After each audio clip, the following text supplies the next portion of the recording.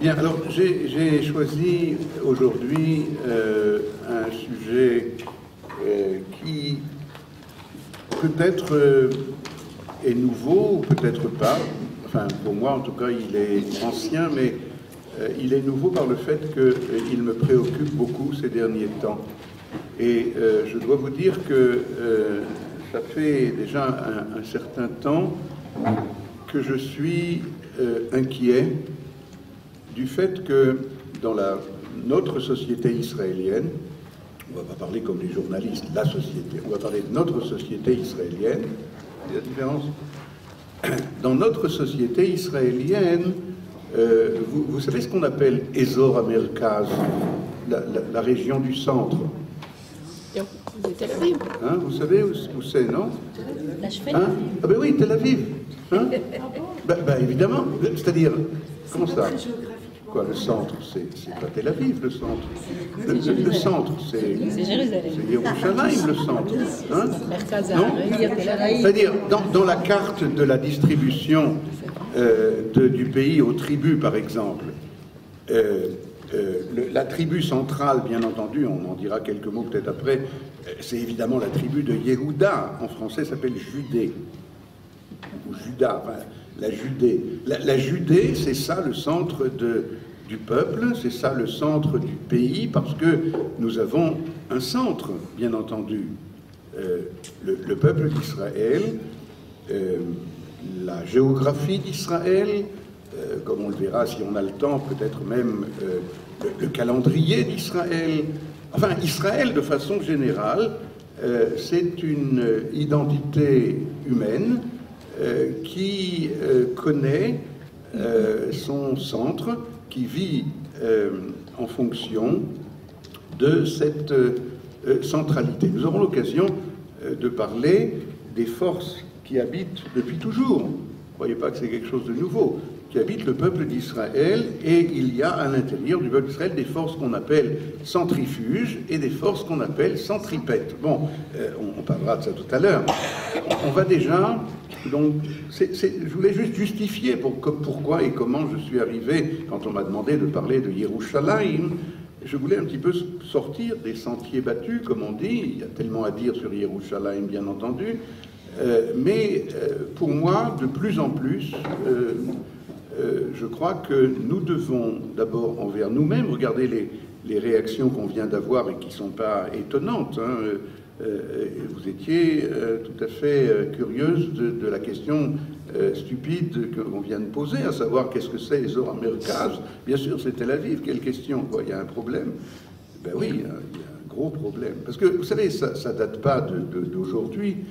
Il y a bien longtemps, sans faire une rétrospective comme ça, mais il y a bien longtemps, il y avait, on verra tout de suite un ou deux autres exemples dans le Tanakh. Vous vous rappelez de la Megillat Esther, où il y a marqué systématiquement Shushan Abira, Suse la capitale, Suse la capitale, Suse la capitale. Ben oui, d'accord, on a compris. Il suffit de dire une fois que Suse était la capitale de l'Empire perse, et après tu pourras dire Suse tout court. Non, toujours elle est appelée Shushan Abira. Vous comprenez pourquoi? Parce que dans la mentalité des Juifs en exil de Perse, eh bien, la capitale, c'est Suse. Et le rôle peut-être essentiel de Mordechai à Yehudi, Asher Hogla, Mirushalai, Mimagolla, Asher... c'est de transmettre au peuple d'Israël en exil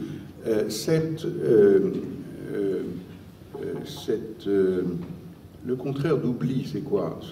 Cette réminiscence, au sens le plus vivant du mot, qu'on a un centre, on a Yerushalayim. Et lorsque il réussit à transmettre cette... qu'on a une maladie d'exil par rapport à ce centre, alors la plupart du travail est déjà fait. Le reste, comme vous le savez, c'est dans les chapitres 8 et 9 de la Megillah où ça va très très très vite. Mais là ça va très lentement. Alors, il y a eu Shushan Abira, Il y a eu, allez, encore une anecdote que je ne sais pas si je vous l'ai déjà citée, mais enfin, très succinctement comme ça, il y a de nombreuses années, j'avais donné quelques cours en Guadeloupe et en Martinique, et puis une fois, il y a un garçon, tous les soirs, il y avait des cours, il y a un garçon qui me dit « Ah, je m'excuse beaucoup, demain, je ne pourrai pas être à votre cours, je vais en métropole. » Alors, je lui ai demandé « Tu vas à Jérusalem ?» Non, il voulait dire qu'il va à Paris. D'ailleurs, il faut comprendre quelle est l'importance du centre. Pourquoi c'est tellement nécessaire, finalement, quoi. On peut vivre peut-être sans avoir constamment une orientation, une direction qui va nous permettre de s'orienter. D'ailleurs, c'est très curieux parce que lorsque déjà Shlomo Hamelech, le roi Salomon, a construit le temple, comme vous savez, le premier temple, le centre du centre, le cœur du cœur de cet organisme qui s'appelle le peuple d'Israël. Et il ne trouve pas mieux, si je peux dire, dans une très longue prière qu'il adresse à Dieu, mais aussi aux enfants d'Israël, il ne trouve pas mieux que de dire « Vehit palelu derech artsam » lorsqu'ils vont prier dans la suite de l'histoire d'Israël, que le temple existe ou qu'il n'existe plus d'ailleurs, eh bien, ils vont s'orienter, leur prière doit être orientée vers, s'ils se trouvent en dehors d'Israël, comme vous le savez, ils doivent s'orienter vers Eretz Israël, Halakha le dit. Lorsqu'ils se trouvent en Eretz Israël, on s'oriente vers Jérusalem. Lorsqu'on est à Jérusalem, on s'oriente vers le mont du Temple. C'est bien comme ça que ça s'appelle encore, n'est-ce pas? Oui. Et puis, si on est sur le mont du Temple, alors on s'oriente vers le Kodesh HaKodashim, vers le Saint des Saints. Donc, vous voyez qu'il n'y a que des degrés de centralité successives. Et c'est ça le sujet que j'ai choisi de traiter, car il me semble qu'il est très central. Il y a, on a lu ce Shabbat, il n'y a pas de hasard, on a lu la paracha de Matot avec la faute, le manquement de Bnei Gad ou Bnei Reuven. Les tribus je vous rappelle très succinctement, le peuple d'Israël sous la conduite de Moïse arrive de l'autre, dans les plaines de Moab, en Transjordanie, et puis en particulier le Golan et la Jordanie, et les tribus de Reuven et Gad, qui ont beaucoup de troupeaux, vous vous rappelez de cela, on a vu ça ce Shabbat, c'est pas tellement loin, disent, ben voilà, on est arrivé, nous avons beaucoup de troupeaux, ici il y a des verts pâturages, vous connaissez le Golan, et la Camargue, comme ça, et donc on reste là, on est arrivé. Et Moshe se met dans une très très grande colère pédagogique, évidemment, et leur dit, mais il n'en est pas question, et il leur rappelle la faute des explorateurs, qui ne voulaient pas rentrer, etc. Alors les malheureux, enfin c'est comme ça qu'on a un peu l'impression quand on lit les versets, expliquent, mais tu nous as pas compris du tout, enfin c'est pas ce qu'on voulait dire, on va aller bien entendu à la tête du peuple d'Israël, conquérir le pays de Canaan avec nos frères, etc. Et ensuite on reviendra là-bas parce que c'est un pays qui nous convient, et puis finalement il fait partie d'Eretz Israël. Demandez au roi de Jordanie ce qu'il en pense aujourd'hui. Alors, peut-être qu'à ce moment-là, la colère pédagogique de Moïse est compréhensible parce que, évidemment, il faut que tout le pays d'Israël soit conquis par tout le peuple d'Israël. Ce n'est pas une entreprise privée de quelques-uns ou d'une fraction ou des trois quarts. Ce que nous n'avons peut-être pas lu ce Shabbat, c'est le pendant de cet événement, de ce récit, lorsque tout cela est conclu à la fin du livre de Josué, au chapitre 22 très exactement, les enfants de Gad et de Réhouven et de la demi-tribu de Ménaché, qui entre-temps leur a été adjointe, vont remplir leur contrat passé avec Moïse et l'Assemblée d'Israël, mais le remplir, comment on dit en français, me'al ou me'ever, au-delà de tout ce qu'on peut, de tout ce qu'ils ont signé, car n'oubliez pas qu'ils vont, dans le livre de Josué, on apprendra cela, et maintenant surtout dans le chapitre 22, on apprendra qu'ils vont rester 14 ans avec leurs frères, 7 ans de conquête et 7 ans d'installation. Vous savez, il faut encore se battre contre les poches de résistance, il faut développer les routes, les ponts, ce que je sais. Et pendant 14 ans, dit le Midrash, ils ne vont pas revenir. Les enfants sont devenus bar mitzvah, probablement. Enfin, ils n'étaient pas... Et donc, tout cela pour un territoire dont ils ne vont pas hériter, car eux, leur héritage se trouve déjà de l'autre. Donc, imaginez de quel messirut nefesh, de quel dévouement on est en train de parler.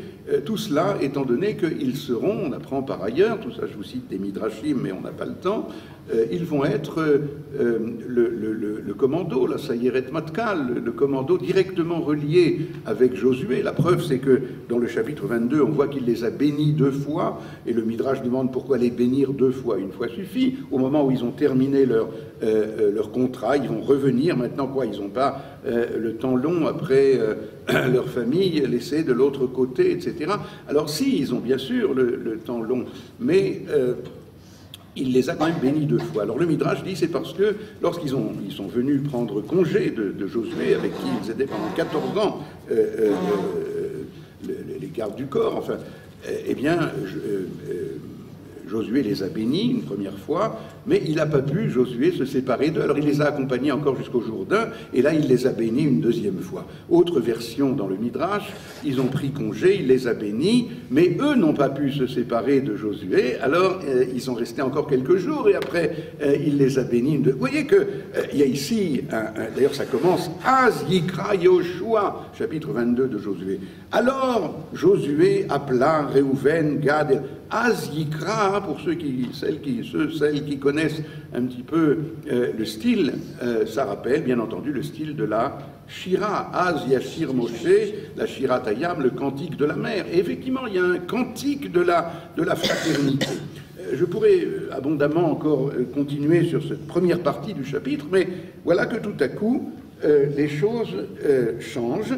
Je suis au verset 9 de ce chapitre 22 de Josué. Après donc cette séparation qui n'en est pas une, cette idylle qui s'est créée entre les 2,5 tribus et puis les 9,5 tribus. Ça va, vous me suivez?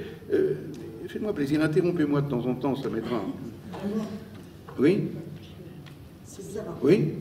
Oui, j'ai lu un midrash à ce sujet, disant que les tribus de Gad et Réhouven et la demi-tribu de Ménaché voulaient rester de l'autre côté du Jourdain parce que Moïse devait y être enterré. Parce que Moïse? Moshe devait y être enterré. Oui, c'est effectivement, il y a une opinion comme cela, et c'est une opinion, bien entendu, c'est une argumentation, bien entendu, fallacieuse. Parce que ça a été pour se trouver des raisons de rester de l'autre côté. Vous voyez les implications que ça peut avoir aujourd'hui, n'est-ce pas? Pour se trouver des raisons de rester de l'autre côté, ils ont dit, mais toi, dit le Midrash, tu restes de l'autre côté. Si tu étais rentré avec nous, on serait rentré, mais toi, tu restes de l'autre côté, on veut rester avec toi. Il faut comprendre. Si vous voulez, on peut faire un cours, mais ça prendra à peu près 1h30 pour essayer un tout petit peu de déchiffrer pourquoi Moshe doit rester pour l'instant en dehors du pays d'Israël, par la volonté divine transhistorique, n'est-ce pas? Mais ce n'est pas du tout le cas pour les Bnei Gad et les Bnei Réhouven, bien entendu. Et donc, c'est pour ça que je dis que c'est une argumentation fallacieuse qui leur donne une justification a posteriori pourquoi rester là-bas. On voit d'ailleurs que Moshe lui-même, c'est bien la meilleure preuve, Moshe lui-même déverse sur eux des... C'est au Pshat, ça. Je n'entends pas. C'est le Pshat. Non, ce que je vous ai dit maintenant, c'est le Sod du Sod. Mais si vous voulez, je vous donnerai les références après le cours. Alors, je voudrais en arriver simplement au verset 9.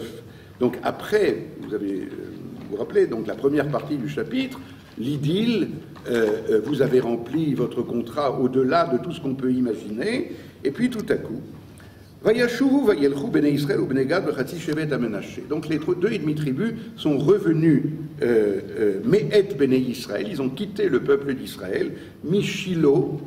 À Shiloh, n'oublions pas, depuis le chapitre 18 se trouve le tabernacle, le Mishkan, qui pour la première fois est installé d'une façon, j'allais dire centrale, parce que c'est de ça qu'on parle. C'est un premier centre en Eretz Israël. Donc le Mishkan de Shiloh est déjà à moitié fixe et plus nomade comme il était dans le désert.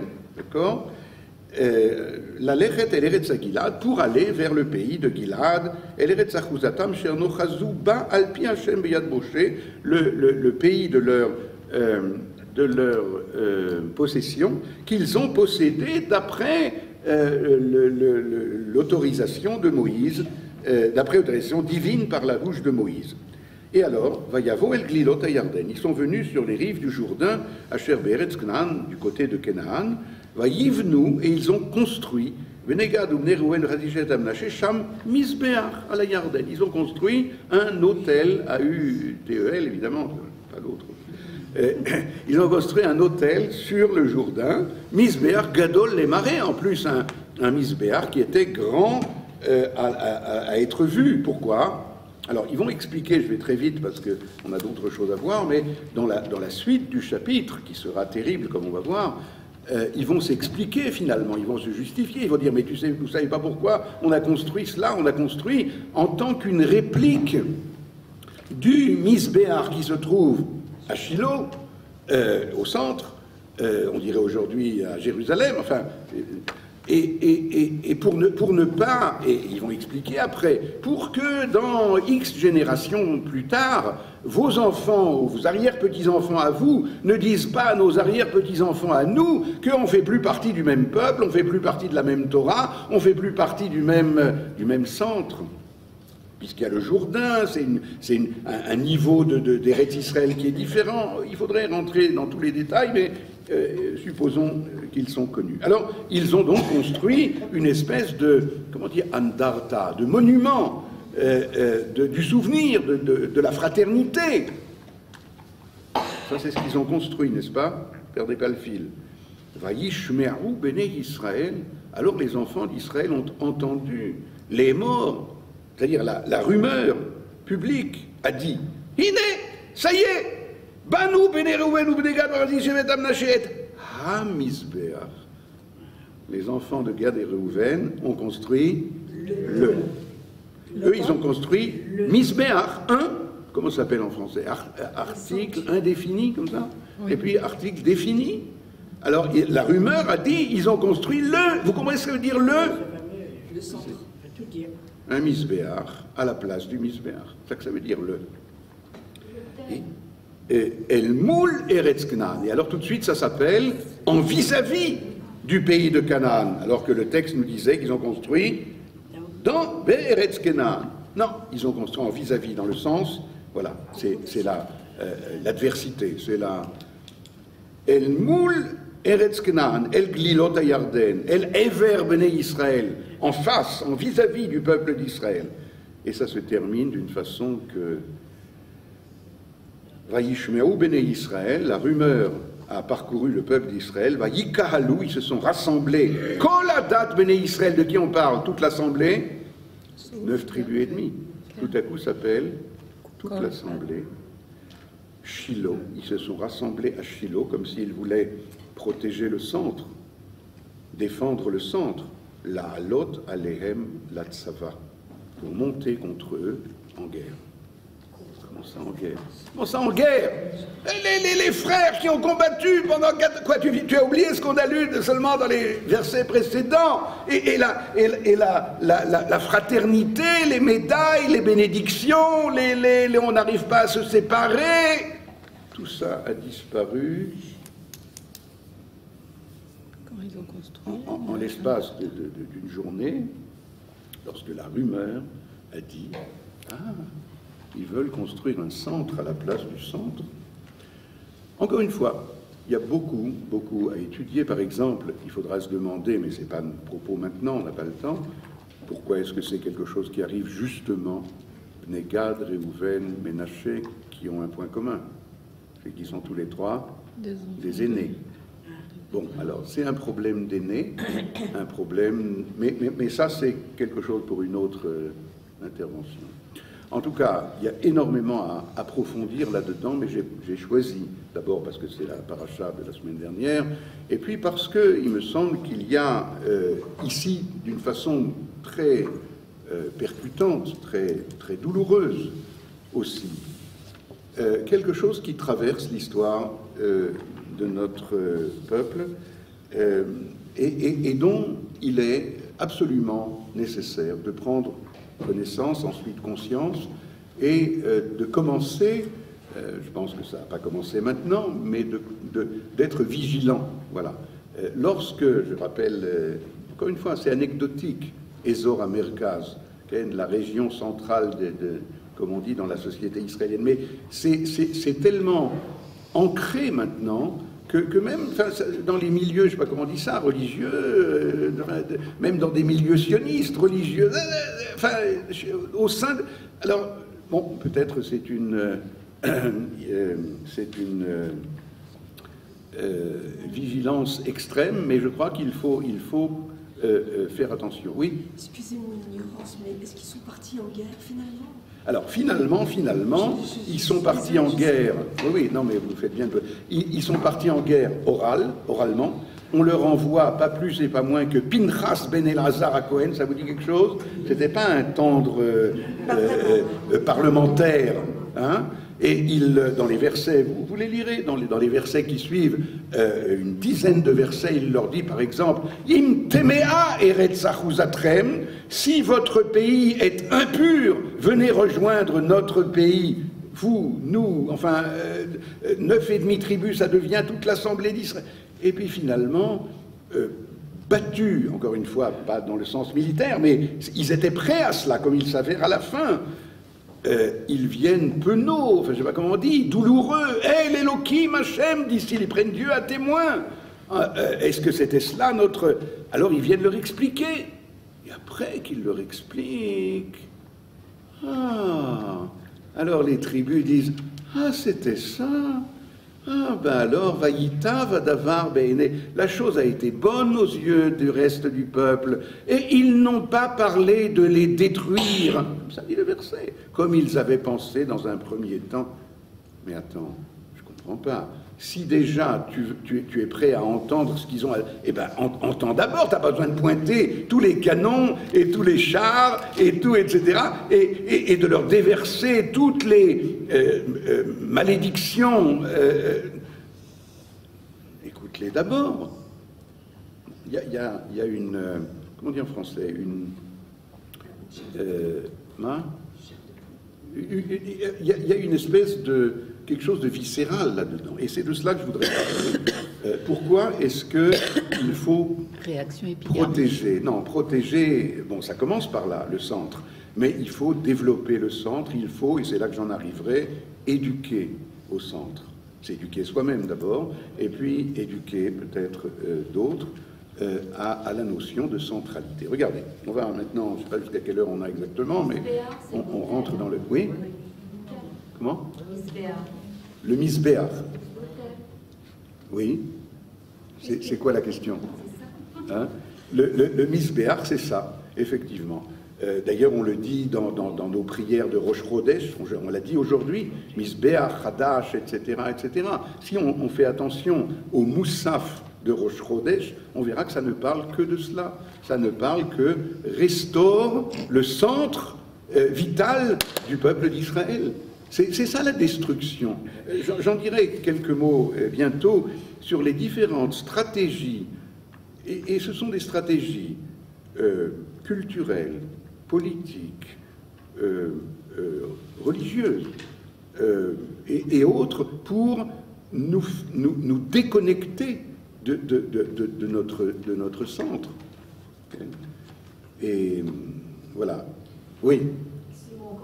Plus fort. Excusez-moi encore de dévier un peu, et quelque chose que j'ai toujours pas compris, Si ça n'avait pas été ce problème de décentraliser, quelles sont les frontières finalement de la terre d'Israël? Parce que hier, on a assisté à la conférence du rabbin Zini, et il a parlé des frontières jusqu'à l'Euphrate. Et avec beaucoup d'humour, il a dit « Ah, il faudrait acheter maintenant des maisons en Jordanie, à Damas, à Damas, etc. » Donc, les frontières d'Israël, c'est jusqu'au Jourdain ou c'est jusqu'à l'Euphrate? Je ne comprends pas très bien. Il y a deux sortes de discours. Oui, non, il n'y a pas deux, il y a trois. Ah bon? Alors ça va être encore plus compliqué pour moi. Oui, non, mais c'est pas la peine de vous compliquer, parce que moi, je vais vous donner une réponse simple. Regardez, ça c'est un sujet en soi, il faudra peut-être faire une fois un séminaire là-dessus. Quelles sont les frontières d'Eretz Israël? Il y a grosso modo trois, il y en a plus d'ailleurs, mais il y a trois périodes qui ont fixé trois catégories de frontières, n'est-ce pas? Les frontières de ce qu'on appelle la Havtacha, la promesse faite à Abraham, frontière maximale, et puis il y a les frontières de la première entrée de Josué, etc. Et puis il y a les frontières de ce qu'on appelle Olé Bavel, ceux qui sont revenus après l'exil de Babylone. Alors, mais ça c'est technique, c'est-à-dire, c'est très intéressant d'ailleurs, mais c'est technique. Moi je voudrais vous dire quelque chose qui quand même ajoute, toujours pour rester dans mon sujet, lorsque David, le roi David, dans la période la plus glorieuse de son existence, va aller conquérir justement les contrées dont vous parliez tout à l'heure. Ça s'appelle Aram Naharaim, Aram Tsova, l'Irak, etc. Eh bien, ça se passe pas très très bien, sans entrer dans les détails. Et le Midrash dit à David, enfin, Dieu dit à David dans le Midrash, tu vas conquérir les territoires de Aram Naharaim, Aram Tsofa, alors que Palatin Shel Melech, le palais du roi, est encore désert, enfin, n'est pas conquis. De quoi s'agit-il? Comme vous le savez peut-être, c'est un sujet d'ailleurs qui serait directement lié au nôtre, mais je crois qu'on a des choses préliminaires. Il y a un empêchement de conquérir Jérusalem jusqu'à l'époque de David. Il y a là-bas des Ivrim et Pisrim très mystérieux qui défendent l'entrée de Jérusalem, qui s'appelle la ville jébuséenne, à la fin du livre de Shoftim, des juges.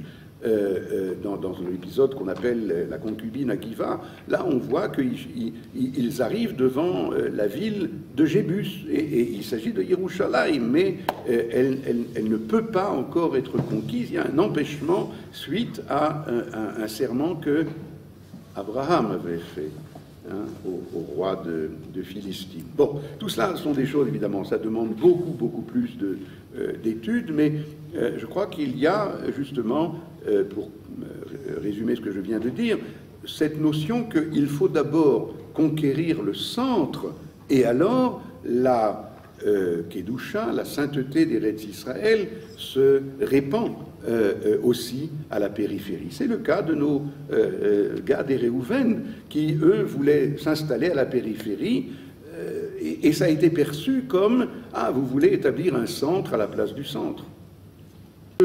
Donc la première stratégie dont nous venons de parler, c'est une stratégie de remplacement. On veut, et encore une fois, ça accompagne notre histoire tout au long, et vous saurez certainement ajouter par vous-même toutes sortes de situations historiques dans lesquelles le peuple d'Israël a voulu remplacer le centre. Je ne résiste pas à vous raconter, bien que je l'ai déjà raconté 100 fois, ou peut-être pas 100, cette visite que j'avais faite une fois quand j'étais quelques jours en France, et j'arrive dans une synagogue, peu importe laquelle, un peu en banlieue de Jérusalem, proche banlieue de Jérusalem, de Paris. Vous voyez, chez moi c'est l'inverse.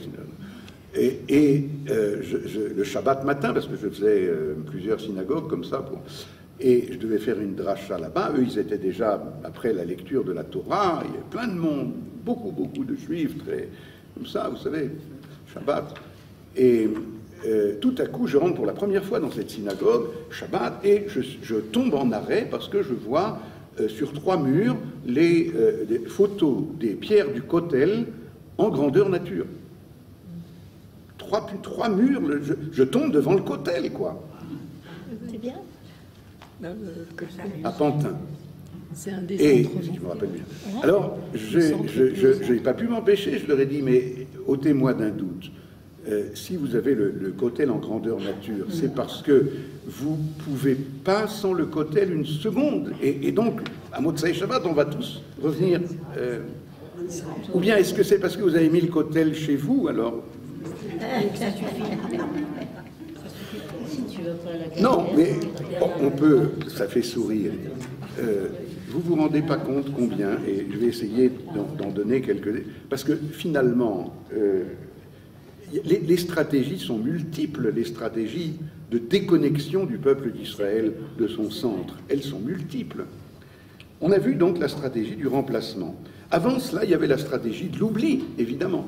Le Maharal de Prague, je suppose que vous connaissez ce texte au début du livre Netzach Israël, nous donne la différence entre deux mots qui sont pourtant aux antipodes, mais qui pourtant sont très proches. Le mot Galo et le mot Gaal. Galo, ça fait Galout, et Gaal, ça fait Géoula. C'est donc les antipodes l'un de l'autre. Galout, c'est l'exil, Géoula, c'est la rédemption, et pourtant, 2 lettres sur 3, dit le Maharal, sont les mêmes. Seulement, la 3e lettre, c'est justement elle qui nous intéresse. Galo, Gimel Lamed, Gal, ça veut dire dévoiler. Les deux sont des dévoilements. Il y a le dévoilement de l'exil et il y a le dévoilement de la rédemption. Alors, Gal, Hey. Hey, ça fait 5 en valeur numérique. D'ailleurs, la lettre Hey dans le Sefer Torah, c'est écrit Dalet, 4, et puis Yud, un petit Yud en bas, ça fait plus 1, comme ça. Et le Yud, c'est un point. Alors, 4 plus 1, ça fait 5. Oui, c'est ça. Alors, on a été exilés en 4. Hein. Ça aussi, on a souvent parlé de cela, je ne sais pas si ici, mais regardez dans la Gada de Pessah, etc., tout va par 4, les 4 questions, les 4 enfants, les 4... L'exil, c'est les 4 points cardinaux. Hein. Mais seulement, voilà, il y a le point central. Alors, il y a ici quelque chose sur lequel je voudrais quand même approfondir un tout petit peu. Ce point central, qu'on appelle d'ailleurs Tzion, c'est la même chose. Un point, ça se dit Tzion. Hein. À l'armée, Nun Tzadik s'appelle Nekudat Tzion. Dont on fait des inutiles. Alors, le point central, Sion, il existe ou il n'existe pas? Pendant 2000 ans, il n'existe pas. Enfin, corrigez-moi. Non, je m'excuse, mais j'aimerais un peu de participation quand même. Mais excusez-moi, mais vous avez dit que le Yud c'était 1 alors que c'est 10. Oui, c'est la même chose. Ben oui. Bah, 10, c'est 1, l'indice 10, enfin, vous savez, dans le système décimal, etc., c'est pareil. De toute façon, c'est... Oui, alors le Aleph est quoi? Comment? Le Aleph c'est quoi? Le Aleph, c'est 1, mais le Aleph 1, regardez, je vous donne un tout petit exemple, parce que vraiment, c'est pas mon sujet, mais Echad, ça s'écrit Aleph, Chet, Dalet, n'est-ce pas? C'est lorsqu'il y a le 1, qui est le grand-père, et puis Chet, c'est les 8 fils de Léa et sa servante, et Dalet, c'est les 4 fils de Rachel et sa servante. Donc eux, ils font Echad, n'est-ce pas? Mais l'essentiel, c'est qu'ils soient Yachad. Voilà. Alors ça, c'est leur travail. Ils sont Echad, mais parfois ils sont séparés. Alors il faut qu'ils deviennent Yachad. Yachad, c'est lorsqu'on est redevenu un, alors qu'on était multiple. C'est le minyan. Minyan, combien il y a de personnes? 1. Mais c'est pour ça qu'on accueille le 10e en le portant sur les épaules comme s'il est le Mashiach. C'est lui qui nous fait redevenir un. Bon. Alors, où on en était? Une stratégie de l'oubli. Oui, alors Galo. Alors, donc il y a le 4, ça c'est le Dalet, l'exil, encore une fois, ça va par... C'est les 4 points cardinaux. On a été exilés plus qu'aucune nation exilée. Et ça veut dire aux 4 points cardinaux, où est-ce qu'on retrouve des juifs, Barminan, au Sichuan, et en Tchétchénie, et à sud de l'Éthiopie, etc. Alors, non. L'exil, Dieu merci, il s'avère à la fin que c'était un exil de 5 et pas de 4. C'est-à-dire que le peuple d'Israël, qui s'est tourné à chaque fois vers là où il fallait se tourner, enfin, c'est-à-dire, il a, en se tournant vers Tzion, il a reconstruit Tzion. par ses prières, par ses espoirs, par ses attentes, par le fait que le moment venu, il va revenir, ceux qui vont revenir. Il y a là aussi un point qu'il faudrait beaucoup approfondir et qui est lié avec la notion de centralité. Le point de Sion, encore une fois, pendant 2000 ans, il y a ici quelque chose il n'y a pas encore un poète, si, il y a le Rav Kook, qui a écrit là-dessus. C'est quelque chose d'inouï, car pendant 2000 ans, ça n'existait pas au sens habituel du mot exister. Existere, être en dehors, n'est-ce pas? Ça n'existait pas. C'est-à-dire, Jérusalem était détruite, et non seulement détruite, mais lisez le Ramban et tous les grands voyageurs qui disent plus on s'avance vers Jérusalem et plus c'est détruit. La Judée plus que la Galilée, Jérusalem plus que toute la Judée, etc. Il n'y a pas plus détruit. Il y a ici quelque chose de très fort qui est lié avec la notion hébraïque de centralité. La centralité, c'est ce qui permet de reconstruire de reconstruire dans les mondes intérieurs ce qui finalement se reconstruira dans les mondes extérieurs. Je ne sais pas si j'arrive à me faire comprendre. Non, c'est pas clair? Pendant 2000 ans, on a reconstruit Baruch Ata Hashem Boné Yerushalayim. Vous n'êtes pas demandé comment c'est possible de dire Boné au présent. On dit tous les jours, 3 fois par jour, qui construit Jérusalem. Mais comment ça? Nous, aujourd'hui, il n'y a pas de problème, il n'y a qu'à sortir dans la rue. Mais pendant 2000 ans, on disait aussi Boné Yerushalayim. Non, mais vous avez pensé à cela une fois? C'est-à-dire qu'il y a une sagesse du centre, pas d'autre mot, qui fait que ce qui s'appelle Yesh existe, c'est pas ce que les gens croient.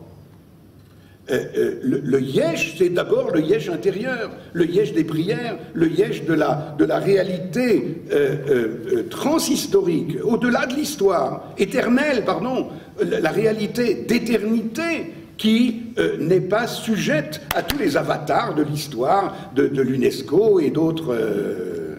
יש פתגם של נקודה פנימית. Oui. הנקודה הפנימית. C'est ça, exactement. C'est le centre. Exactement. Et donc, vous comprenez, ça c'est la sagesse du centre. La sagesse du centre, c'est celle qui nous apprend qu'avant qu'il y ait une réalité extérieure, il y a une réalité intérieure, et c'est elle qui est déterminante.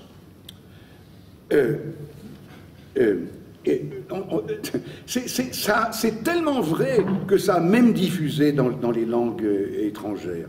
Hein? S'orienter. Les gens ne font même pas attention, mais ça veut dire se diriger vers l'Orient. Et plus que cela,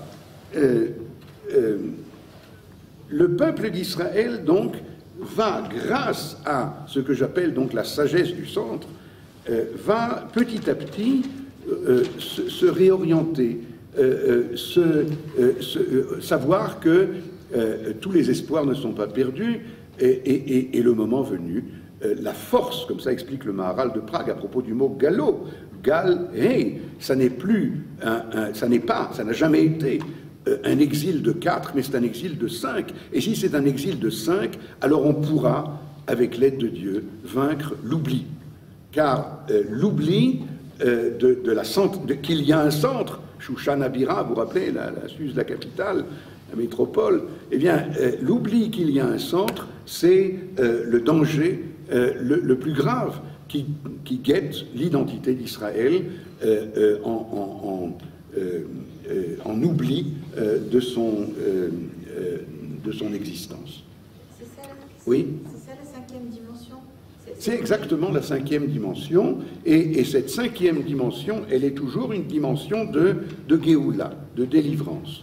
Par exemple, il y a marqué un point de halakha, mais qui en dit long. Lorsque quelqu'un, supposons que cette table m'appartienne, et puis supposons que le temple existe, on peut supposer, hein, d'ailleurs, si Dieu veut, et je décide d'offrir cette table au temple. Quoi, non? Je décide, elle m'appartient, enfin, supposons. Et alors? Eh bien, seulement voilà, je rentre à la maison et ma femme me dit, quoi, tu as... Oh là là, mais alors comment... Alors j'ai dit, oh là là, alors il faut que je cours vite chez les Gabaïm du temple, quoi. Et puis je leur dis, écoutez, je me suis trompé, je peux la racheter. Alors ils me disent, oui, tu peux la racheter, mais à condition d'ajouter un 5e. Ça s'appelle Chamishito Yosif Alav dans la Torah. Okay, ça s'appelle, tu veux la délivrer, alors il y a un 5e, voilà, par exemple, mais il y a beaucoup d'autres. La 5e, c'est la 5e dimension. Donc, alors, par contre, oui. Est-ce qu'on peut dire que, en fait, toutes ces prières pendant la galoute, Oui. on crée, parce que le Rav Kook, d'après ce qu'on a entendu hier, dit qu'il y a Tzion qui est le rôle, Oui. et Yerushalayim Voilà. qui est la Kedusha. Voilà, je vais parler de cela maintenant. Ah, C'est-à-dire, Sion, c'est la catégorie qu'on appelle Mashiach Ben Yosef, c'est la catégorie du rassemblement. Comme vous l'avez compris maintenant, il y a les 4 dimensions d'exil. Le point 5e qui est minuscule, c'est le petit Yud tout en bas du Dalet, n'est-ce pas? Ça fait hey, mais il s'avère seulement à la fin de la période d'exil qu'il y a vers où se rassembler. Enfin, vous avez en tête toutes ces images et toutes ces lectures et toutes ces... comment il disait, le juif errant est arrivé. Hein, vous connaissez, tellement beau livre. C'est de ça qu'on... Ça, c'est Mashiach Ben Yosef. C'est hallucinant pour les juifs d'il y a une centaine d'années de pouvoir même imaginer, c'est-à-dire sans se faire envoyer à l'asile immédiatement, qu'on peut revenir au pays... Mais c'est n'importe quoi, enfin, c'est... Alors ça, c'est le petit Yud, et c'est briser l'oubli, briser l'obscurité de 2000 ans, de 2 millénaires, pour retrouver la possibilité d'un rassemblement. Herzl. Et puis, le Maharal explique, mais maintenant, ça c'est Gallo, maintenant il y a Gaal. Gaal, c'est ce que nous sommes maintenant, nous, ici, occupés à travailler. Gaal, c'est aussi Gal, mais avec un Aleph au milieu. Au lieu qu'il y ait un He à la fin, il y a un Aleph au milieu. Et là, il s'agit plus seulement de briser les oublis et les ténèbres de l'oubli historique, il s'agit de reconstruire le temple, Harabayt, de reconstruire le Aleph qui est au milieu, ce Yud. Non, grâce à votre question de tout à l'heure, le Yud est devenu Aleph, est en train de devenir Aleph. Le Yud, encore une fois, c'est la multiplicité réunie, c'est le rassemblement des exilés, Kibbutz Galouyot. Le Aleph, c'est lorsqu'il n'y a plus 10 communautés différentes qui essayent, tant bien que mal, de reconstruire quelque chose de commun, ça s'appelle communautaire, mais il y a une nation qui est en train de s'efforcer de retrouver son identité d'avant l'exil. Ce que Manitou appelait l'identité hébreu, bien entendu, avant l'identité juive, qui est celle Yehuda, Yehudi. Vous savez que c'est seulement, encore une fois, dans la Megillat Esther et un peu dans Ezra, que quand nous sommes en exil, qu'on est appelé Yehudim. Mais nous sommes Ivrim, nous sommes Hébreux. Le pays des Hébreux, dit le verset à propos de Joseph. Eh bien, le Gaal, la dimension de Géoula, est un travail qui, encore une fois, est le nôtre aujourd'hui. Ça pourra prendre 1 an, 10 ans, 100 ans, 1000 ans, ça prendra le temps que ça prendra, mais il s'agit de retrouver non pas l'unité du rassemblement, mais l'unité qui vient avant la dispersion. Je vais essayer de expliquer cela un petit peu plus. Vous vous rappelez qu'à Jérusalem, il y a une mitzvah de Aliyah, la Regel. Donc on est en train de parler d'élévation maintenant, plus seulement de rassemblement, mais d'élévation. Nous sommes en train de parler de l'endroit de la Shechina, Hashem Echad. Nous sommes en train de redécouvrir l'unité fondamentale du monde qui s'appelle la Shechina, la Torah. Et pour faire comprendre cela un petit peu par la négative, je voudrais rappeler 2 sources. La première source, c'est, encore une fois, dans le Tanakh. Vous vous rappelez que Hannah, la mère de Samuel, est stérile pendant tellement longtemps.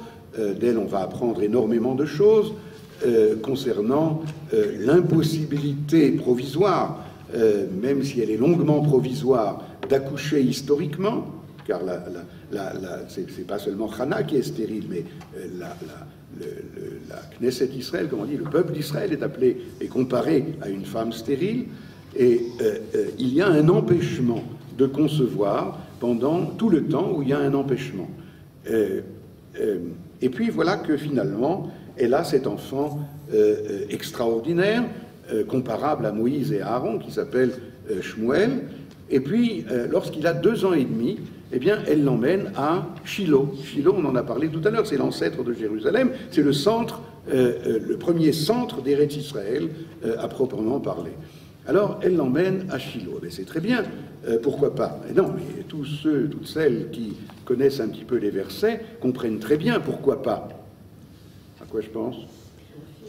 Qui se trouve là-bas? Parce qu'elle a dit si Dieu lui donne un enfant Oui, mâle, non mais pourquoi pas l'emmener là-bas? elle va le consacrer. Oui, mais pourquoi pas l'emmener là-bas? On peut la délier de son serment, hein? Qui c'est qui est là-bas? Là-bas se trouve Élie, le grand prêtre. Bon, hein? Il a 2 vauriens de fils qui s'appellent Rophni ou Pindras. Lisez dans les premiers chapitres de Shmuel comment il se comportait d'une façon innommable. J'en dirai pas plus. Et c'est pas un endroit pour faire l'éducation du petit Shmuel qu'on a tellement attendu et souhaité, espéré, prié. C'est pas un endroit où on fait l'éducation d'un petit enfant juif, et surtout pas celui-là. Et bien pourtant elle l'emmène là-bas. Et elle le laisse là-bas. Bon, elle va 4 fois par an le voir, peut-être même plus d'ailleurs. Elle lui tricote un petit manteau, etc. Tout ça, c'est formidable. Mais c'est là-bas qu'on doit faire son éducation. Maintenant, il faudrait que je vous lise, parce que je vois que certaines peut-être ne connaissent pas. Enfin, on est en train de parler, quand je dis vaurien, c'est... par exemple, il y a une halakha concernant les Kohanim, les prêtres, ils sont Kohanim, n'est-ce pas, les fils de Élie à Cohen. Il y a une halakha qui est qu'on ne peut manger du sacrifice, quand les Kohanim, il y a des sacrifices, qu'une partie est brûlée sur l'autel et une partie est mangée par les Kohanim. Mais ils ne peuvent manger qu'après avoir, Ekter Chalavim, après avoir brûlé une certaine partie de l'animal, pas avant. Eh bien, eux, ils disent non, Tna Bassar, comme ça il y a marqué, donne-nous de la viande, etc. Alors,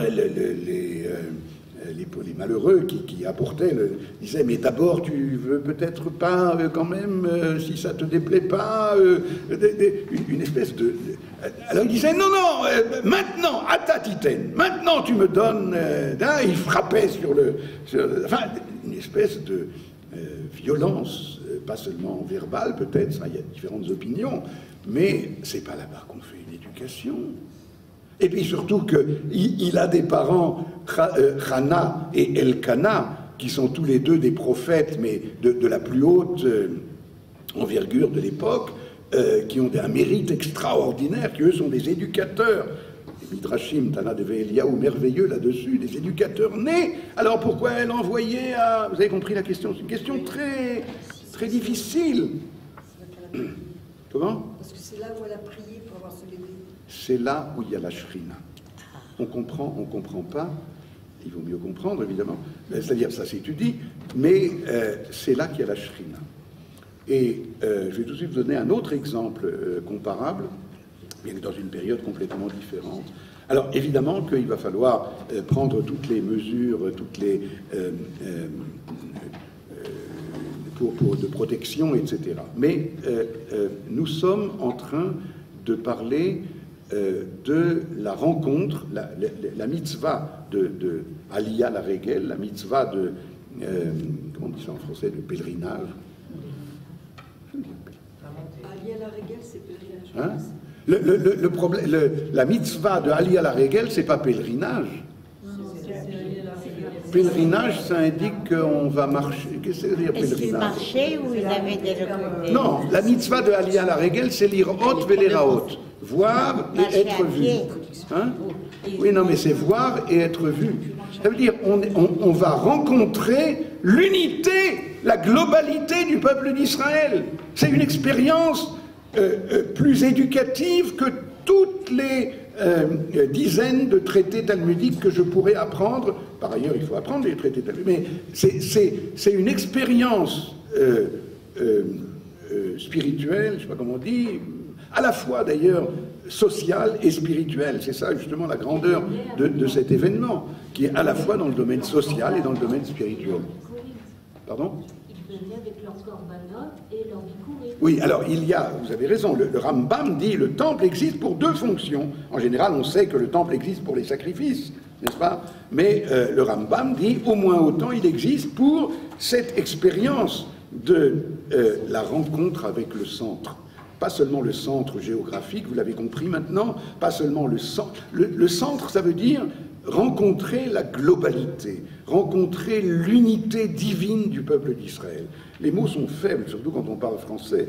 J'essaye de traduire de l'hébreu, mais c'est de cela qu'on parle. Je prends un autre exemple. À la fin du traité Ketubot, et ça vous connaissez certainement ce texte, mais je voudrais le relier avec ce qu'on étudie. À la fin du traité Ketubot, il y a ce fameux passage où on apprend que toujours un homme, une femme, doit habiter en Eretz Israël, même dans, vous connaissez la suite? Même dans une ville qui est tout entière idolâtre, et pas en Chutz Laaretz, en dehors d'Israël, même dans une ville tout entièrement juive. Mais est-ce qu'une fois vous êtes demandé, mais alors où est-ce que je vais éduquer mes enfants dans une ville tout entière idolâtre d'Eretz Israël? Alors que j'ai tellement, comment ils disent, chez nous, il y a à Strasbourg, à New York, il y a il y a 5 Ekvaot, 18 Yeshivot, aujourd'hui il n'y en a plus ici, mais enfin, supposons encore une fois, dans une situation intolérable, invraisemblable, dans laquelle une ville en Eretz Israël, comment il y a marqué, Kula ou Rouba? Chez Rouba, en majorité idolâtre, pardon. En majorité idolâtre par rapport à une ville en Chutz Laaretz, en majorité. Alors où est-ce que je vais éduquer? Et il va avoir des mauvais exemples. Ben, vous connaissez toutes ce sont des questions quotidiennes d'éducation, quoi.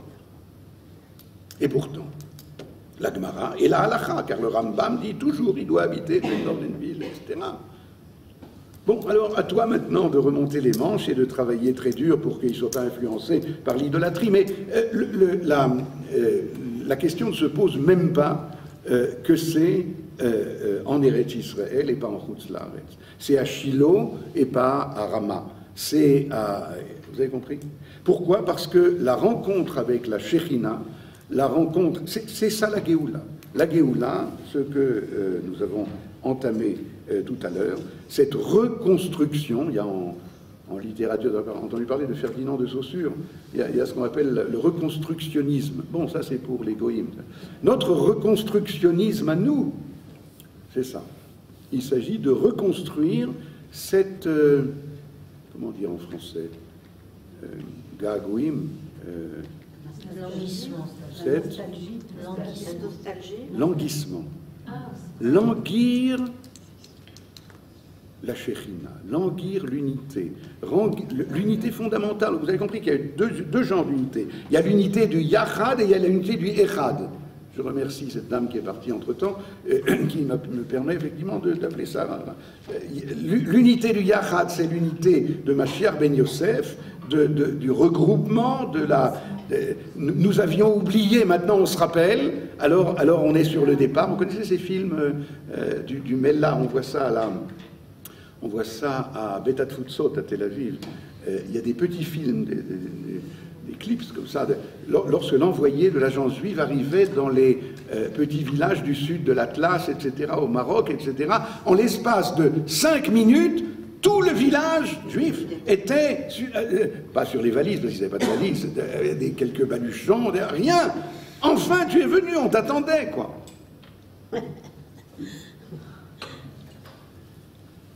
ça c'est Gallo, c'est la première. Nous, on n'a pas oublié. Mais aujourd'hui, pour le peuple qui s'est rassemblé à Tzion, eh bien, l'enjeu, c'est Yerushalayim. Ça, c'est Tzion, ça, c'est Yerushalayim. Yerushalayim, c'est pas pour rien que c'est maintenant, que ça éclate, quoi. C'est pas pour rien, quand même. C'est un peu trop. On a tous le sentiment qu'il y a trop. Enfin, je parle même pas de l'UNESCO, ce qui se passe aujourd'hui, etc., comme par hasard, Rosh Chodesh Av, etc. Enfin, c'est trop, quoi. Ça crève les yeux. C'est un peu... Hein?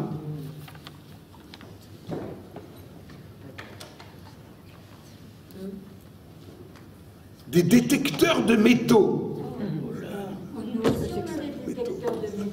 Pas exagéré, quoi. Non, mais c'est pas ça le sujet. Hein? Quoi? Il n'y en a déjà plus. Il y en a. Ils sont encore. Ils les ont enlevés, non? Ah non, pas du tout. Hein. Et nous, on l'a pas vu. Hein. Alors, le sujet, c'est l'élévation du peuple d'Israël. Le peuple d'Israël, voilà, personne n'enregistre, bien entendu, le peuple d'Israël est bien évidemment Aliyah. Il s'agit de monter. Le peuple d'Israël, maintenant, est à un stade où il doit se débarrasser de tout ce qui était Mashiach ben Yosef en tant que tel, c'est-à-dire du lien qui nous colle encore à la peau avec 2000 ans d'exil, de trouver grâce aux yeux des nations comme lisez l'histoire de Herzl, qui est allé vraiment traîner les savates chez tous les grands de ce monde pour essayer d'obtenir encore un peu de condescendance et un peu d'accord, etc., avec beaucoup de foi dans ce qu'il faisait, bien sûr. Mais voilà, maintenant, on passe à l'étape suivante, si vous voulez bien. L'étape suivante, à savoir celle qui dit que va venir tout de suite, va venir un moment où il faudra bien comprendre qu'on est on est au-dessus. Je ne veux pas terminer la phrase, vous avez compris, parce que bon, mais on est au-dessus et les choses fonctionnent différemment de ce que nous avons été habitués pendant tout ça. Ça s'appelle Géoula, et bien entendu pour le bien du monde entier. On est au-dessus pour le bien du monde entier. Quelqu'un a un doute là-dessus? Nous sommes en train de retrouver, de reconstruire cette dimension d'unité fondamentale du monde qui est en train de mettre en évidence que le peuple d'Israël est celui qui est mandaté pour cela par le un du monde. Oui? Qu'est-ce qu'on fait de ceux qui ne sont pas arrivés à Mashiach ben Yosef? Ceux qui ne sont pas arrivés? Ah? Ceux qui ne sont pas arrivés à l'étape de Mashiach ben Yosef, on en fait quoi? Vous voulez dire des Juifs qui sont en route Slaret, très clairement? Même en Israël. Hein?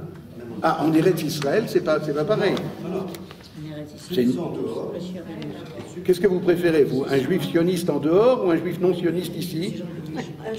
Un juif non sioniste ici, bien entendu, objectivement, d'après ce qu'on vient de dire. Oui. Maintenant, on passe à l'étape de monter. Oui. Mais ceux qui sont à l'extérieur, mais bien sûr. De ce mouvement. Mais bien sûr. Non, si, alors j'avais mal compris, vous avez raison. Vous parlez c'est pas la peine de donner de pourcentage, d'ailleurs on ne les connaît pas, mais enfin de tous ceux qui, à l'heure actuelle, d'ailleurs, il y en a aussi parmi nous, enfin, disent encore que Ezor Amerka, c'est Tel Aviv. C'est de cela que vous parlez. Ben oui, j'ai dit, vous avez raison, le projet dont je parle maintenant, dont la Torah nous parle maintenant, le projet, ce que le Rav Kook appelait Degel Yerushalayim, c'était ça le projet de Degel Yerushalayim. Eh bien, ce projet-là, c'est pour 1 an, 10 ans, 100 ans, 1000 ans à venir. Je n'ai pas dit que maintenant, nous, on va s'occuper de ça, venez à la sortie du cours, on va régler le problème. Bien sûr, c'est un projet au moins aussi gigantesque que résorber l'exil, tel qu'une seconde, sinon plus encore, car c'est le projet le plus authentique qui soit, mais il s'agit d'un projet éducatif, éducatif et politique, mais éducatif. Et de cela, je parlerai bientôt dans mes conclusions. Il y a des forces centrifuges à l'intérieur du peuple d'Israël. Vous savez ce que ça veut dire, centrifuge? Centri, ça, c'est pas la peine de l'expliquer. Fuge, c'est comme fugue. Ça veut dire qu'il fuit le centre. Quoi, ça existe? Et comment?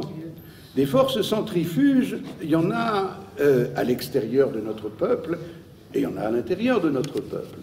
Il y en a à l'extérieur d'Israël, il y en a à l'intérieur d'Israël. Elles ne sont pas pareilles. Elles ont des nuances assez curieuses, assez intéressantes. Et bon, je vois que je vais sauter un petit peu toutes sortes d'autres choses dont je pensais parler. Par exemple, la notion de Melech, la notion de royauté, mais ce sera pour une autre fois.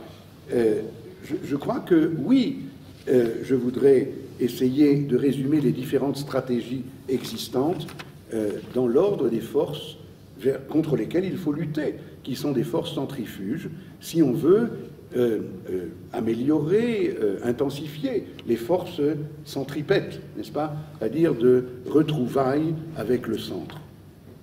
Alors, on a vu tout à l'heure qu'il y a de tout temps des forces qui vont essayer de déconnecter le peuple d'Israël de son centre. Par exemple, celles qui connaissent un petit peu l'histoire de la royauté d'Israël se rappellent que le schisme, la Pilouga Mamlacha, lorsque il y a le fils du roi Salomon, qui s'appelle Rechavam, Roboam en français, et puis les 10 tribus qui sont dirigées par Jéroboam. Eh bien, ce Jéroboam, qui était un personnage fascinant, un personnage avec un charisme extraordinaire, avec une sagesse fantastique, eh bien, il a eu la bonne idée de couper les routes de Samarie. C'est qui disait une fois notre Marie. Les routes du Shomron, il avait pour capitale Shrem, de couper la route de Shrem à Jérusalem. Hein, il avait installé des veaux d'or, etc., sur la route, etc. Et c'était pourquoi? Parce qu'il voulait déconnecter la Aliyah, la Régel vers le centre de Jérusalem. Donc il avait cette intuition très vraie, très profonde, que s'il y a un centre, et ce centre, et il n'y en a qu'un, et ce centre est Jérusalem, alors il ne pourra jamais établir sa royauté antagoniste. Mais vous prenez cela encore une fois. C'est pas très différent, peut-être, je sais pas, peut-être j'exagère, mais enfin, c'est pas très différent à mon sens que de dire Ezor Amerkaz, quoi. Non? Encore une fois, c'est pas neutre de dire Ezor Amerkaz Tel Aviv. Qui est-ce qui dit Ezor Amerkaz? Quoi? Mais tout le monde! Mais demandez à n'importe qui. Faites l'expérience. Prenez 10 personnes dans tous les milieux possibles, y compris le nôtre, et demandez-leur, je vais demain à Ezor Amerkaz. Tu sais ce que c'est Ezor Amerkaz? Vous aurez 9 réponses sur 10 que c'est Tel Aviv. C'est où Tel Aviv ou Bnei-Brak. Alors, la première stratégie. Allez, vaille. Vous savez quoi? Si je me suis trompé, venez vite me le dire, vous me ferez le plus heureux des hommes. Donc, la première stratégie, c'est la déconnexion. La deuxième stratégie, c'est la multiplication des centres. On avait vu ça n'est-ce pas, lorsque les Bnei Gad et Bnei Rouven sont suspectes d'aller ouvrir un autre centre que le centre. Et puis s'il y en a 2, il peut y en avoir 3, il peut y en avoir 10, il n'y a plus de centre. C'est pas. Le peuple d'Israël a été spécialiste dans toute son histoire, la petite Jérusalem, hein, Vilna, et Anvers, et New York, et etc., et Meknès. C'est ça le grand danger. C'est Anvers, c'est Meknès, c'est ce qu'il disait. Quoi? La petite Jérusalem. C'est ça le vrai danger.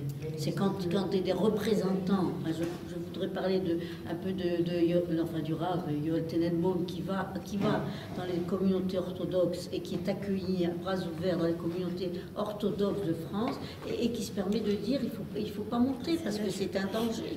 Donc, et que c'est repris par un journal comme Gesher que tout le monde lit francophone et que sur deux pages et on dit rien et Alors, ce que je suis en train simplement d'essayer de faire, c'est de démonter les stratégies différentes pour qu'on sache être vigilant, pour qu'on sache... encore une fois, c'est cela, si j'ai réussi à vous transmettre ce message, qui est à mon sens le message parmi les plus profonds de notre Torah d'aujourd'hui, à Torah Goélet, c'est... mettons-nous au travail, enfin, il n'est que temps, car je ne sais pas si vous vous rendez compte de tous les sujets que j'ai, dans le peu de temps qui m'a été donné, abordés. J'aurais bien voulu en aborder encore beaucoup d'autres, il me reste encore 2, 3, 4 minutes, je ne sais pas combien, mais de tout cela, il faut être vigilant, car les stratégies sont tellement sournoises, subtiles, et on ne peut pas, à la limite, en vouloir à l'UNESCO. Enfin, écoutez, mettez toute votre colère contre l'UNESCO, contre ce que Madame vient de nous rappeler, par exemple. Vous verrez que c'est plus efficace. Encore une fois, ça vient de quelque part. S'ils peuvent dire le plus gros mensonge que l'homme n'a jamais inventé, sans que ça trouble la tranquillité des ménages. Enfin, bon. Ok, alors, première stratégie, on a dit déconnecter. Deuxième stratégie, multiplier. Troisième stratégie, remplacer, faire oublier. Ça, vous savez comment? Renommer l'esplanade des mosquées. L'esplanade des mosquées. On renomme, donc c'est plus, donc c'est pas votre centre, c'est le centre de quelqu'un d'autre. Enfin, espèce de Des voleurs, usurpateurs. Alors, il faut savoir, et je résiste quand même pas à dire cela. Tout cela n'est pas, vous savez que Israël est considéré par le Kuzari et d'autres comme le cœur des nations. Un cœur dans un organisme, il y a des relations. Comment on dit, bijectives, quoi. Ça va dans un sens, ça va dans l'autre. Ça n'est pas par hasard que tous ces sujets-là affleurent, justement, à la fin d'une période qui, pour les nations, s'appelle... Alors, ça a pris différents noms chez les sociologues, politiques, le New Age. New Age, très rapidement, c'est la période des quelques dizaines d'années qui viennent de s'écouler, après qu'il y a eu, disons, à partir de la Deuxième Guerre mondiale, après qu'il y a un effondrement des idéologies. C'est le postmodernisme. Le postmodernisme, c'est ça? Le quoi? Postmodernisme. Postmodernisme, c'est une séif du New Age, des dérivés. Effectivement, eh bien, lorsqu'il y a eu l'effondrement des idéologies à la suite de la Deuxième Guerre mondiale, il y a eu aussi toutes sortes de dérives de technicisme qui est venu se ajouter à cela. Eh bien, aujourd'hui, on est au sommet de ce que vous appelez le postmodernisme, de ce que l'on appelle le New Age qui est plus global, et pourquoi c'est lié avec notre sujet? Parce qu'il s'agit de déconnecter l'univers de tout ce qui peut être global, klal, car c'est totalitariste, de tout ce qui est... c'est l'individualisme roi. C'est chez nous, ça s'appelle Méfouzard ou Méphorad. Le peuple d'Israël, c'est tout le contraire de tout cela. C'est pour ça qu'on a un problème de hasbara, d'explication aujourd'hui par rapport au monde de ce que nous sommes, parce que, effectivement, le monde aujourd'hui est au sommet de la vague de cette volonté, cette idéologie, cette religion de l'individualisme roi, Et alors que nous sommes, j'en dirai quand même un mot maintenant, nous sommes, si je résume tout ce que je viens de dire, eh bien nous sommes au début d'une longue route, mais qui mène, ça on le sait, vers ce que l'on appelle les retrouvailles avec la royauté d'Israël. Melech, c'est même Kaf Lamed Mem, dit le Maharal de Prague, les lettres Kaf Lamed Mem, c'est le cœur de l'alphabet, n'est-ce pas? Le Lamed, c'est la lettre intermédiaire, donc c'est le cœur de l'alphabet. Le Maharal dit de la même façon, le Melech, c'est le cœur du peuple. C'est quelqu'un qui dépasse, comme le point 5e dont on parlait tout à l'heure, mais plus encore, qui dépasse toutes les individualités, mais pour les enrichir. Il y a des textes que j'avais préparés, mais on n'a pas le temps maintenant, dans le Akedat Yitzhak, dans le Maharal, qui parlent longuement de cela. Comment est-ce que le roi d'Israël, le roi comme David, après il y a toutes sortes d'échéances de rois, mais le roi comme David, Hamelech, le roi prototype, le roi étalon, c'est celui qui va élever le peuple d'Israël dans une dimension qui dépasse toutes les étroitesses individuelles et qui va enrichir, je vous lis simplement une demi-phrase ici,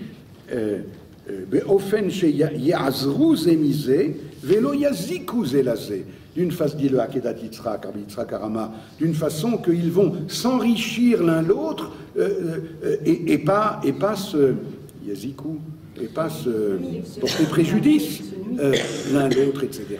Donc c'est cette espèce de rêve, cette espèce de chazon, de vision messianique et peut-être post-messianique dont nous sommes en train de parler maintenant. Ce que j'ai essayé de faire, encore une fois, dans un temps un petit peu trop restreint, c'est de nous avertir, avertissement, nous rendre vigilants par rapport à des tentations éclectiques. Parce que l'éclectisme, c'est quoi dans la connaissance? Un petit peu de ça, un petit peu de ça. Ah, puis on peut dire comme ça. Ah, mais peut-être on pourrait... C'est Amalek.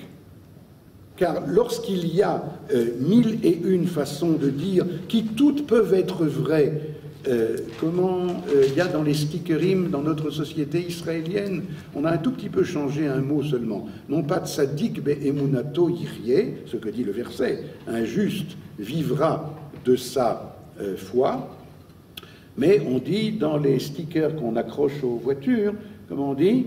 Ish be'emunato yichye, dans le sens chacun croit en ce qu'il croit.